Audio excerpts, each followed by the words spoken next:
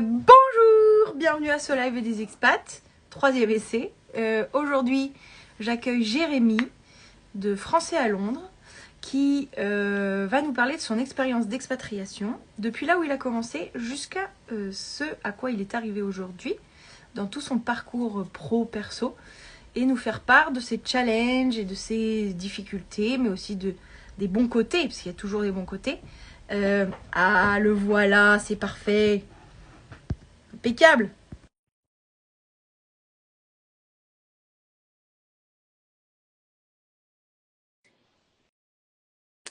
On va y arriver.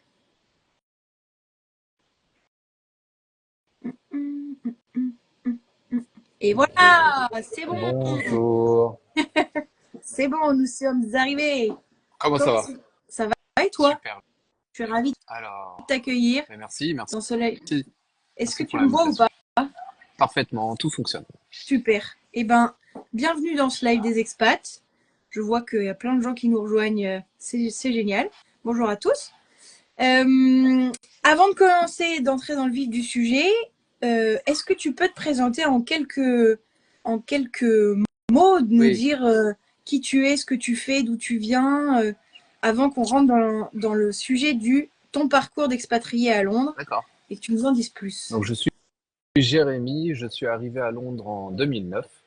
Euh, donc, je suis expat et j'ai développé quasiment depuis 2011 des entreprises à Londres et au Royaume-Uni. Euh, donc, principalement dans le web, la création de sites internet, mais de différentes activités qui m'ont permis aujourd'hui de développer un média web local. Ok, super. Mm. 2009, donc ça fait un bail déjà que tu es à Londres. Merci, ça fait plaisir. Mais non, ça veut pas dire que tu es vieux. C'est pas ça que je dis. Non, j'ai de Euh, l'expérience. c'est ça, exactement, la sagesse et tout ça, tout ce qui Mhm, va bien. mhm. Tu me confiais avant qu'on commence ce live que tu es arrivé en tant que stagiaire, si je me souviens bien, ou pour un Non, non, job en étudiant fait, ou... non, l'idée c'était de partir apprendre l'anglais, partir de France pour apprendre l'anglais. Je pensais rester 3 mois. Je suis arrivé dans une auberge de jeunesse qui m'a embauché et je suis resté 2 ans dans l'auberge de jeunesse. Et puis, je me suis marié à Londres. J'ai monté ma famille et j'ai acheté. Et puis voilà, maintenant je me suis installé. Et maintenant, ça fait depuis 2009 que je suis à Londres, quoi.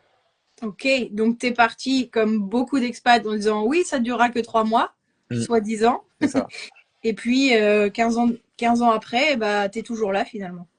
Oui, j'ai réussi alors surtout au Royaume-Uni, mais j'ai traversé Brexit, Covid, toutes les galères. Et puis en fait, ça m'a servi d'opportunité. Certaines difficultés m'ont permis de me développer encore plus. Ouais.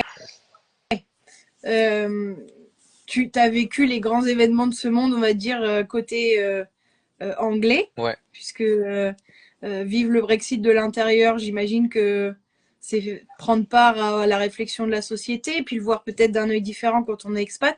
Est-ce que Ouais. ça a eu un impact, toi, sur ta vie Bah, en fait, à ce directement? moment-là, pour l'entreprise, j'avais déjà pas mal de stagiaires. Je travaillais beaucoup avec les stagiaires et le Brexit, ça a arrêté ce côté-là du business. Ouais, Après, d'un point de vue d'expatrié sur Londres, il y a quand même, c'est cosmopolite. Donc, le fait d'avoir beaucoup de nationalités au Royaume-Uni, on n'a pas trop senti, on va dire, le racisme anglais, ouais, quoi. Puisque sur Londres, il y a beaucoup de gens de tous les pays, quoi. ouais. On sait la thématique de l'immigration Mm. en Angleterre. Euh, et dans ton parcours, quand tu es arrivé à Londres, est-ce que tu te souviens un peu de tes premiers mois sur place? Qu'est-ce qui a été plus difficile, plus sympa? Qu'est-ce qui t'a vraiment plu?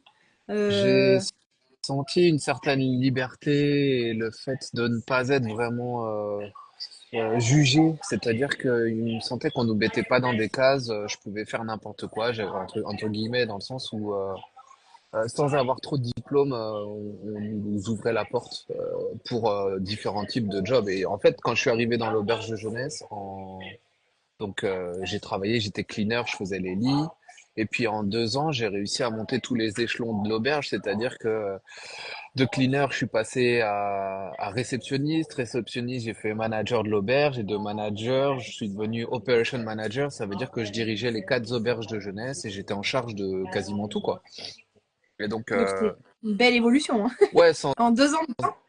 ouais, sans avoir trop de diplômes. Enfin, j'ai un diplôme, j'ai un BTS profession immobilière, mais c'est pas vraiment ce qui m'a servi à développer. C'est le fait d'être pragmatique. En même temps de ça, j'ai créé ma première entreprise et c'est ça, en fait, c'est l'ouverture des expériences et le fait de se lancer et de faire des choses qui m'a permis d'apprendre beaucoup Ouais. et de, C'est rester ouais. ouvert aux opportunités, quoi, aussi de. Voilà, c'est ça. Rester ouvert aux opportunités, faire. Moi, j'essaie d'être un yes man, comme on dit, c'est-à-dire, j'essaie de dire oui. Bah, tu vois, tu m'as proposé un live, je dis oui, et puis voilà, je le Allez, fais. Allez, on dit oui à vas-y. tout. C'est le premier, j'en ai jamais fait, je sais pas trop ce que ça va faire, mais voilà. Parfois, c'est des bonnes surprises. Parfois, c'est un peu plus Qui ne relou, tente mais rien n'a rien. exactement. Au moins, ça ouvre des horizons, des portes. C'est Mm, toujours sympa. mm. Et aujourd'hui, tu fais quoi exactement? C'est quoi ce que tu as créé? Alors, aujourd'hui, j'ai 2 casquettes principales. La première, c'est de gérer le média qui s'appelle françaisalondres.com. C'est un média web local pour les Français à Londres. Et la deuxième casquette, c'est que j'ai une agence web. Et donc, en fait, par le biais du développement du média local, Français à Londres, j'ai appris beaucoup de stratégies pour développer une audience et monétiser une audience sur Internet. Et donc, cette expertise, je la partage par le biais de mon agence web qui s'appelle abstract27.com. Ok. Que vous pourrez retrouver dans la page partenaire d'Expatez-vous d'ailleurs.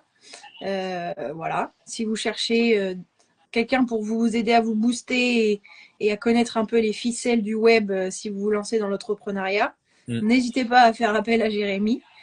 Et aujourd'hui, ta plateforme Français à Londres, elle fait quoi exactement? Elle permet Donc, aux gens de se connecter entre eux. alors, le média français à Londres, je l'ai lancé par un forum au départ. C'était un forum de petites annonces, un petit peu comme Le Bon Coin, mais pour les Français à Londres. Chacun pouvait poster des offres d'emploi, de logement, pouvait poster leur expertise, partager leur expertise ou leurs services sur le forum. Et quand le Covid est arrivé, c'est à ce moment-là qu'un concurrent historique qui s'appelle Ici Londres a fermé. C'était le média local du Royaume-Uni qui a été créé il y a 20 ans, qui imprimait des magazines, qui les distribuait. Et bon, pour eux, c'était difficile. Et donc, moi, j'ai vu l'opportunité. Et en plus du forum, j'ai créé le média d'information. Et donc maintenant, le média rassemble un forum, de l'information d'actualité qu'on fait en partenariat avec l'agence France Presse. Et on crée aussi des événements réseau. Donc une fois tous les 2 mois, on rassemble les partenaires, les clients et les officiels, les décideurs, on va dire, de la communauté locale. On les rassemble et chacun se rencontre pour créer des synergies ou trouver des clients et travailler ensemble dans la communauté. Trop chouette. Comment on fait pour rejoindre ta plateforme? On Bah, faut tu peux s'inscrire? commencer. Ouais, c'est gratuit. Tu peux commencer. Là, on a atteint les 40 000 membres il y a une Bravo. semaine. Donc, on a 40 000 abonnés et bah, il suffit d'ajouter ton email sur le site et tu auras les infos de la semaine les vendredis matins. Et donc, les infos de la semaine, c'est un récapitulatif de l'actualité, des petites annonces, des événements à venir et de tout ça. Donc, ça, c'est le média qui grandit doucement mais sûrement, on va dire. 40 000, c'est que ça grandit plus que doucement, ouais. Ça devient un chiffre intéressant. Et puis, pour te donner une idée de proportion, au consulat, il y a 140 000 inscrits à peu près, 130 000 ou 140 000 inscrits sur la liste électorale du consulat. Ils estiment un autre 100 000 non inscrits, donc plus ou moins entre 200 et 300 000 peut-être Français au Royaume-Uni. Donc 80% sont normalement à Londres apparemment. Ça fait une belle communauté, Ouais, effectivement, de Français. ouais, Euh, ouais, il y a de quoi faire. Il y a toujours des gens qui sont pas inscrits sur les registres. C'est pour ça Oui, qu'on c'est trouve. c'est toujours important de s'inscrire sur le registre du consulat pour être au courant de ce qui se passe, pour avoir vraiment les informations, quoi. Eh ben, trop chouette. Mm, Donc, si vous êtes à Londres ou que vous prévoyez d'être à Londres, branchez-vous sur cette plateforme-là. Vous allez avoir toutes les infos qu'il faut mm, pour garder contact, pour créer des contacts, pour trouver des opportunités pro. ouais. Ça peut toujours être Et puis sympa. même pour communiquer, hein, pour les professionnels qui veulent poster leurs services sur le forum, ils peuvent le faire, hein. Tout à fait. Mm. Et donc, pour revenir à ton expérience d'expat à toi, aujourd'hui, ça serait quoi les 3 conseils que tu donnerais à quelqu'un qui a envie de se lancer dans cette expérience-là, qui a envie alors d'aller à Londres ou même pas forcément, mais dans le cas de ceux qui veulent aller à Londres, c'est quoi toi ce que tu aurais envie de leur dire? Euh, Londres, il faut quand même un petit peu le préparer maintenant à l'avance, c'est-à-dire il faut un visa maintenant, même pour voyager. Euh, mais bon, il faut le faire. Vous prenez vos bagages et puis vous venez à Londres. Tout dépend de l'expérience qui est recherchée. Il y a des gens qui vont être mutés avec leur entreprise, il y a des gens qui vont voyager en tant qu'indépendants. Il y en a qui vont rejoindre leur famille. Ce qu'il faut, à mon avis, c'est quand même se rapprocher peut-être des gens de la communauté pour avoir leur expérience. Nous, on gère un groupe, par exemple, le groupe des mamans françaises à Londres sur Facebook, où les gens échangent leurs infos, ils se préparent comme ça, ou alors ils vont lire des informations sur le site. Ou tu peux aussi te renseigner auprès d'expats qui vont parler anglais, qui vont donner des infos. Mais je pense que de se préparer un petit peu à l'avance, c'est toujours bien pour déjà avoir des contacts sur place quand on arrive, histoire de prendre un café, d'échanger et de se connecter, que ce soit auprès des écoles, auprès du consulat, auprès de nos pairs, donc nos pairs que ce soit, je sais pas, dans le business ou auprès de maman ou de professionnels, de papa, de gens qui sont dans le même milieu. Ouais. Ça permet vraiment d'avoir leur avis, leur expérience, et les gens sont toujours ouverts pour partager Oui. et échanger sur leur expérience. C'est Toi, vraiment un bon point. Donc, j'ai pas 3 conseils, mais je dirais vraiment le premier, c'est de se connecter auprès des autres pour apprendre de leur toi, expérience. toi, t'étais parti avec des contacts ou t'étais parti un peu comme ça à l'improviste, allez. Non, ouais, pas du tout. Mais là, en 2009, j'avais 25 ans, donc je suis vraiment parti avec mon sac à dos sur le dos, et puis j'ai tout appris sur le tas, on va dire. Ce qui était une belle expérience parce que du coup, j'avais pas de préjugés, j'avais pas d'a priori, j'étais tout vierge, tout naïf, on va dire. Mais c'est bien de se préparer un petit peu pour aller plus vite, on va dire. Parce Ouais. que, bon, moi, ça m'a pris du temps. J'ai fait quand même pas mal d'erreurs, entre guillemets, avant de vraiment développer un média et de pouvoir vivre de mon business, quoi. C'est comme ça qu'on apprend, en essayant et en faisant des erreurs.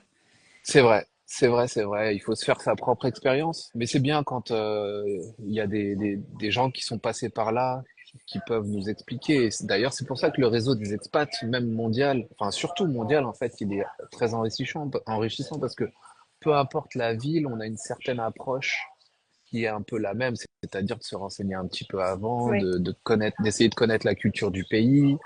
Est-ce qu'il y a des choses qui sont différentes dans le pays? Et, et c'est ce qui permet de créer un réseau d'entraide entre les expats, Oui, quoi. puis les expats sont toujours assez friands d'accueillir les nouveaux et de partager l'expérience qu'eux-mêmes ont vécue peut-être des mois ou des années avant Mm. pour aller, comme tu dis, plus vite et se connecter plus facilement, ça c'est sûr. Ouais, ouais, ouais, ça permet vraiment d'aller plus vite, d'éviter certaines erreurs. Par exemple, je me souviens, pour trouver un logement, ne serait-ce qu'à Londres, enfin, il y a les erreurs classiques qui sont peut-être d'éviter de donner un dépôt si t'as pas vu le logement avant, quoi. Il y a des gens qui, dans la précipitation et puis dans la peur de perdre le logement, vont donner tout de suite leur dépôt et le dépôt, c'est le dépôt de garantie, pardon. Et puis sans avoir vu le logement, et ça peut peut-être être une arnaque. Donc bon, il y a toujours des petites choses sur lesquelles il faut se méfier, et puis aller vers des professionnels de confiance pour du logement, du travail. Et les pros, peut-être qu'ils peuvent prendre une commission au passage, mais au moins c'est la sécurité, c'est d'être sûr d'avoir quelque chose de fiable, Oui, quoi. de pas se faire avoir par ces aspects culturels auxquels on n'est pas habitué Mm. si ça fonctionne pas du tout de la même façon. Ouais, Et ouais, ouais. ces professionnels, on peut les retrouver sur la page de Français à Londres, Bah j'imagine nous qu'ils te... on a un annuaire qui liste, on liste beaucoup de professionnels dans plein de domaines différents, l'immobilier, le logement, le travail, la santé, l'éducation. Enfin, il y a plein d'acteurs hein, au Royaume-Uni. Mais je pense que c'est la même idée partout, dans tous Ouais. les pays. Il y a toujours un peu des officiels enfin des officiels ou des pros qui vont lister les informations, qui vont expliquer comment ça marche. Soit les informations sont libres gratuitement, ou alors il faut s'abonner, ou ça fait partie du service. Mais c'est bien. c'est bien de faire la démarche avant. Ouais. Donc si je récap, se préparer un minimum, que ça soit sur l'aspect administratif, culturel, Mm, chercher à connaître un peu plus sur le pays dans lequel on va atterrir. Et là, on parle de Londres, bien mm. sûr. Et puis rencontrer un max de gens, créer des contacts avant le départ même pour faciliter l'intégration et euh, pour gagner du temps sur place une fois que qu'on va débarquer, quoi. Ouais, ça se permet de se faire des amis, des contacts et de pas se sentir seul dès le départ quand on arrive. Parce qu'au départ, s'il n'y a pas de famille sur place, s'il n'y a pas d'amis ou de collègues, c'est un peu, bah, c'est l'inconnu. On peut Et vite se retrouver bon, tout seul, quoi. ouais, et la peur de l'inconnu, c'est normal, hein, c'est un réflexe humain. On a toujours peur de l'inconnu, ou c'est étrange, mais donc d'avoir des gens qui sont passés par là, c'est toujours bien, c'est rassurant. Il y a des astuces, il y a des adresses aussi, des bonnes adresses à prendre, que ce soit, je sais pas moi, les restaurants, les hôtels, les Ouais, professionnels, peu d'avoir importe ce qu'on aime son pour faire du carnet sport, d'adresses. si besoin, si les gens aiment faire du sport, ouais, c'est toujours bien d'avoir un carnet d'adresses, ça permet vraiment d'aller plus vite. Pour Super. s'installer, pour trouver des bons plans, pour trouver des bonnes adresses, pour plein de choses. On est toujours friand de bonnes adresses. Le petit resto qui va bien, c'est C'est toujours sympa de ça, le connaître. le bon café, ouais, ouais, ouais, ouais. Et, euh, et en termes de difficulté, qu'est-ce qui te vient là en premier, la chose la plus compliquée qui a été pour toi d'être un Français pas dans ton pays? Ah, au départ, pour moi, c'était la langue, parce que je parlais pas du tout anglais, en fait. Ça peut paraître basique, mais C'est si quand on même la parle pas la base. langue, c'est compliqué. Pas parler anglais et de venir au Royaume-Uni, bon. Si on parle la langue, alors bon, c'est déjà un peu plus facile. Une fois que la barrière de la langue est passée, moi, je me suis lancé directement dans l'entrepreneuriat, donc j'ai créé mon entreprise. C'est vrai que l'administration, bon, en tout cas il y a Patrick, qui parle de l'administration. Ouais. Oui, c'est vrai que le côté administratif peut être un peu, entre guillemets, ça peut faire peur, mais en tout cas, de mon expérience, c'est pas comme la France. Au Royaume-Uni, c'est très simple. Ne serait-ce que pour créer une entreprise au Royaume-Uni, ça se fait en une semaine. Il faut juste s'inscrire à la Companies House et puis tu as ton numéro d'entreprise et puis ensuite, une fois que tu as le numéro d'entreprise, tu peux créer un compte business et puis voilà, t'es parti. Oui, je dirais que Euh, peut-être la difficulté, c'est de savoir à qui s'adresser ou les en amont, quoi. Parce qu'en France, en soi, créer une entreprise, c'est en 3 clics, c'est bon, t'as créé ton entreprise aussi.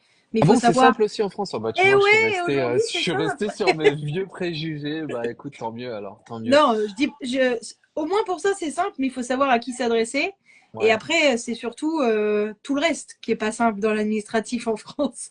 ouais, C'est la Sécu, c'est tout ça. Donc ouais, ouais, euh, ouais, ouais, ouais, ouais. Mais aujourd'hui, c'est vrai c'est que assez simple. l'administration, c'est embêtant. Et puis encore plus si on parle pas la langue. C'est pour ça, pour moi, enfin, je parlais de l'anglais au départ. Une fois que tu parles la langue, tu comprends, tu peux trouver les informations sur les sites, les Ouais. informations nécessaires. Mais ouais, l'administration, c'est jamais quelque chose de marrant. Oui, puis C'est toujours. on n'est pas tous enclins à aimer ça. Donc pour les Ouais, réfractaires, on peut se faire aider. Ne vous en faites pas, vous n'êtes pas tout seul. ouais, voilà, ouais. Si vraiment t'as pas envie de le faire toi-même, bien sûr, tu peux déléguer, tu vas trouver des professionnels qui savent faire le travail pour toi. Et donc, ouais, l'administration, c'est un problème, ça peut être un problème. La langue, T'as mis mais je combien de temps dirais, à apprendre l'anglais, du coup? Ça s'est je sais venu au pas. bout de combien de temps? Ouais, mais moi j'étais dans une auberge de jeunesse, ça me fait sourire parce que l'auberge de jeunesse, je dirais que en 3 mois, je commençais à comprendre vraiment ce qu'on me disait. Ouais. Et puis en 3 mois, avec quelques bières, ça y est, j'étais complètement bilingue, quoi.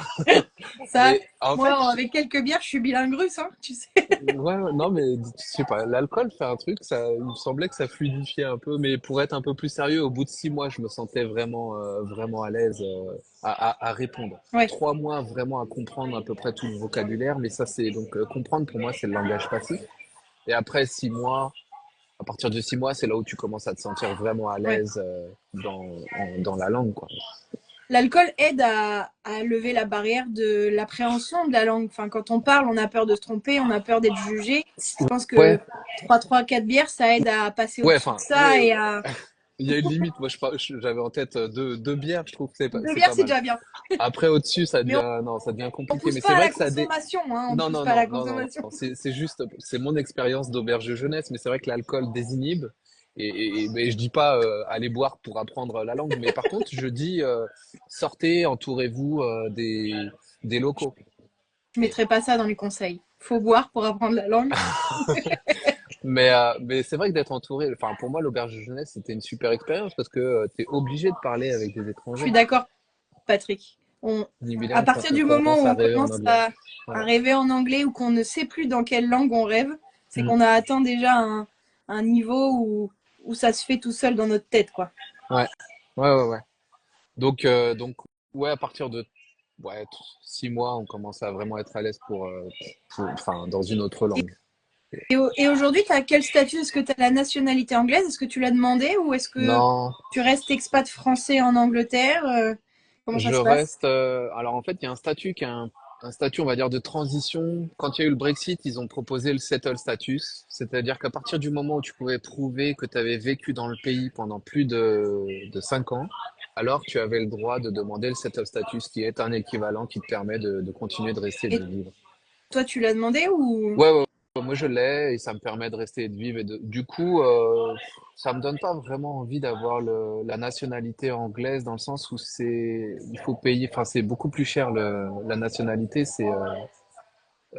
Oui, on parlera de la chambre de commerce après si vous voulez, mais la nationalité si je me souviens pas, c'était 2000 livres. Faut payer 2000 livres pour avoir accès au passeport anglais. Quelque chose comme ça, hein. Je veux pas dire de bêtises, mais dans cet ordre de prix. ça fait combien à Alors peu que près en euros pour ceux qui ne peut- savent pas peut-être convertir? 2200 Ouais, ou c'est 2500 ça, euros. c'est l'équivalent à peu près en euros. Ouais. Et en fait, et le problème de ça, entre guillemets, c'est que payer ce prix-là pour ne pas avoir accès à l'Europe, ça me paraissait un peu cher. Alors qu'à l'inverse, le passeport français, il est de, je sais plus, 200 ou 300 euros pour un Anglais, quoi. Donc, je veux dire que par fierté un petit peu, enfin, je vois pas trop l'intérêt pour le moment Tu, d'avoir le passeport tu anglais. peux pas avoir les deux? Si, T'es obligé de. si, Ok, mais faut bon payer. ça. Enfin, Oui, c'est ça. alors en fait, il faut payer et ensuite il y a des cours. Il faut apprendre, on va dire, Ouais, l'histoire anglaise et ouais, comme en un petit peu France comme si ou. tu passais ton code de conduite. Il faut que tu bachotes quoi. Et donc Ouais, bon, comme en moi France quand c'est tu veux la nationalité finalement. Je ouais, dirais c'est même ça. que ceux qui passent le test savent plus de choses que les Français de base. Je vois Ouais. certaines questions, je me dis mais moi je sais pas répondre quoi. Mm. Donc Et ça marche pareil quoi. ouais, c'est ça, c'est ça. Et donc bon, moi ça m'intéressait moyen d'avoir le British passport. Bon, pour le moment, je suis très bien avec le settle status, ça me va très bien. Ok. Et il y avait quelqu'un qui parlait de la chambre Ouais, de commerce. Oui, je trouve que les demander chambres de si tu étais commerce, toujours à la chambre de ouais, commerce. suis advisory board, ça veut dire que je fais partie des gens qui conseillent et qui travaillent avec la chambre de commerce. Et je pense que les chambres de commerce dans chaque pays pour les expatriés, c'est aussi très très utile en fait pour développer son business, pour créer du lien, pour créer du réseau, pour avoir tous les bons contacts, toutes les bonnes infos pour créer son entreprise ou gérer, on va dire, ses payroll. Je sais pas comment on dit payroll Des, les en français. salaires, Ouais, les salaires, ouais, les fiches de les paye. fiches de paie. Les fiches de paye, gérer la comptabilité, etc. Tout ce qu'on adore faire Tout quand on est entrepreneur, à n'est-ce pas? fait, c'est vraiment la passion des entrepreneurs, C'est à ça. moins d'être comptable quoi. Donc la chambre de commerce, pour ça, elle te permet aussi, encore une fois, d'aller vite. L'idée, c'est d'avoir les réseaux, de connaître les bonnes personnes qui t'aiguilleront rapidement, en fait, quand tu arrives dans un pays. C'est quoi? C'est la chambre de commerce, c'est la chambre de commerce française ou c'est une chambre de commerce anglaise? C'est la chambre de commerce française de La Grande-Bretagne. La, la, CCI. la CCFGB, ça s'appelle la Chambre de commerce française de Grande-Bretagne. Ouais, Ok, c'est la CCI, ouais, à ok, l'international, c'est les chambres de commerce internationales, ouais, c'est les CCI. ok. Donc ça, pareil, on peut rentrer là en disant bonjour, j'ai besoin de conseils, je suis français. Bah, il faut être membre. Je sais pas exactement comment ça fonctionne selon les pays, mais elles ont tout. Enfin, il y a un réseau international de chambres euh, professionnelles de business et qui te permettent de développer ton activité. Et c'est vraiment fiable. Je vous mettrai le lien pour les chambres de commerce internationales dans le résumé des conseils. Ouais. Euh, Ouais, il y a Nicolas qui dit qu'il est d'accord. Enfin, il voit pas vraiment l'intérêt d'avoir un passeport quand on a le settle status. Alors, peut-être, sait-on jamais. On sait pas si c'est un statut fiable, le settle status. Je sais pas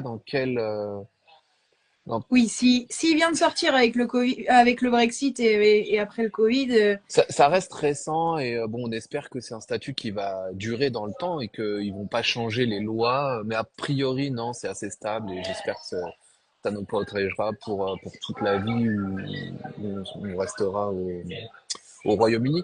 Et par exemple, là, j'ai ma fille maintenant à 3 ans, elle est née au Royaume-Uni et elle a les trois, ouais, elle a les trois passeports parce que bon, ma femme est mexicaine, mais donc en gros, elle est toi, tu choisis la facilité, française. c'est ça qui est bien. Bah ça c'est Londres, hein. Il y a des gens de tous les pays, mais en gros elle est française, anglaise Et Mexique. et ouais mexicaine. Ouais. Donc bah ça Alright. c'est la vie d'expat quoi. Bah oui, c'est ça. Le melting C'est pot. ça.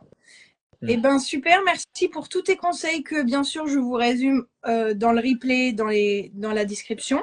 Si vous voulez discuter avec Jérémy ou si vous avez besoin de ses services avec son agence web Abstract27, je vous mets tous les liens, les coordonnées.